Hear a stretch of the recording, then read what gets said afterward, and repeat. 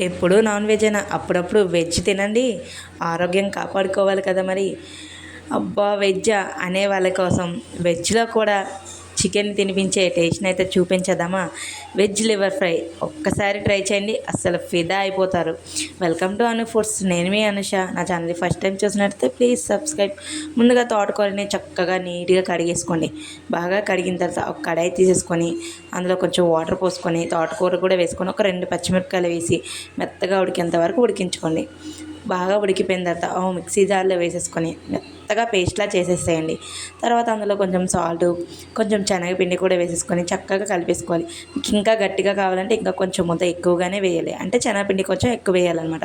తర్వాత ఒక గిన్నె తీసుకొని మొత్తం ఆయిల్ స్ప్రెడ్ చేసి ఇలా అందులో వేసి కేక్కి మనం ఎలా అయితే ఆవిరిలో ఉడికించుకుంటామో అలా చక్కగా ఉడికించేసుకోండి.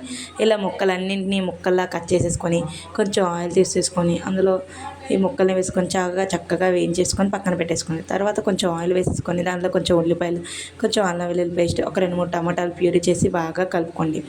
ఇది బాగా కలిపేటప్పుడు కొంచెం మనం కరివేపాకుని వేసుకుంటే చాలా బాగుంటుందన్నమాట. సో పసుపు, కారం, ఉప్పు కూడా వేసుకొని చక్కగా కలిపేసుకోండి.